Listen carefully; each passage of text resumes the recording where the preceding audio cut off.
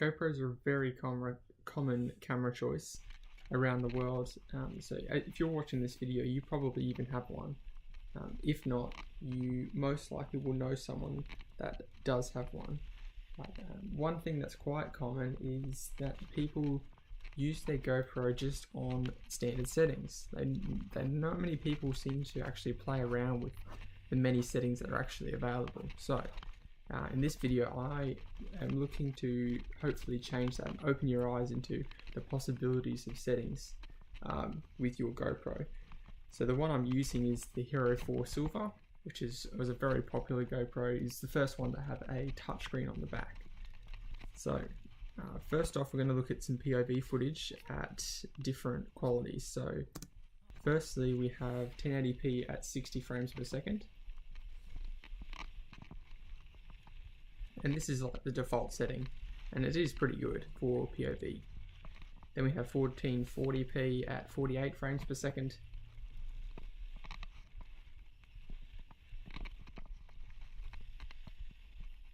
Then we have 2.7K at 30 frames. So as we go up in quality, we do have to go down in frame rate. And then up to 4K at just 15 frames. So at this sort of very low frame rate, POV sort of footage becomes very jittery and not that great. So this is just a rougher section of track. 1080p first. And 1440, and this sort of really illustrates, the rougher section of track illustrates how important frame rate is. As the frame rate starts coming down, so this is 30 frames now, it really makes the footage difficult to watch actually. Now all the way down to 15 frames for the 4K, looks much more like a slideshow than it does a video. So I definitely would recommend, for POV style, stick with the 1080p 60 frames. Definitely, I think, need the 60 frames per second just to keep that sort of smooth, real-like, raw footage, which is what most people aim for when they're looking for POV.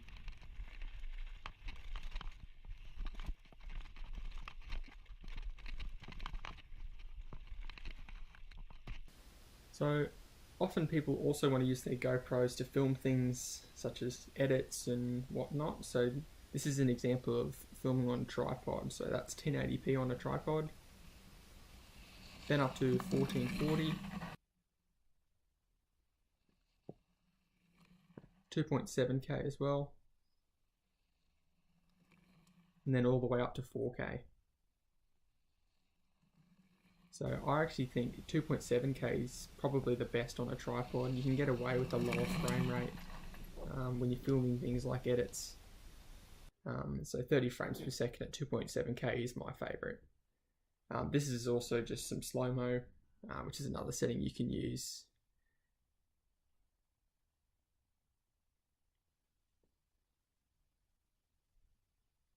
This is just another angle, again on the tripod, so this is 1080p.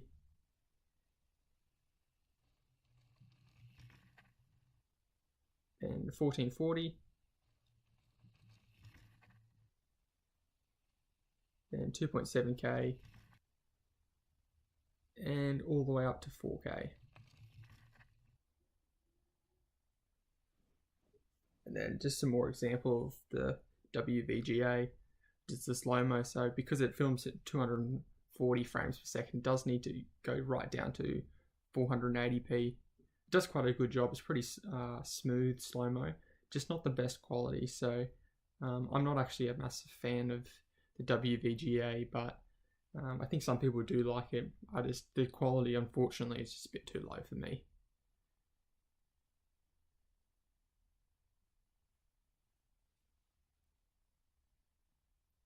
You can also take photos.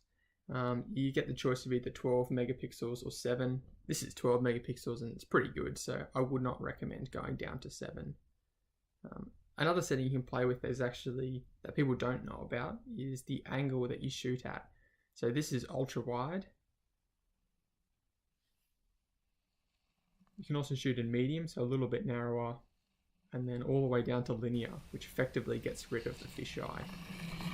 So these are just some stills now. So that's the ultra wide. And that's the medium. And then all the way to the linear. So if you're looking to mimic sort of a real camera, like a DSLR or something, when you're filming like an edit, linear is probably the go. It looks a lot closer to a proper camera. But if you're doing anything sort of things like POV, I would definitely recommend sticking with the ultra wide setting, because the idea of the GoPro is to get that wide angle. So thanks guys for watching. I hope you enjoyed it. Hope you found that interesting, and make sure you subscribe. There's new videos coming every Tuesday and Friday, so I will see you guys on Friday. Cheers.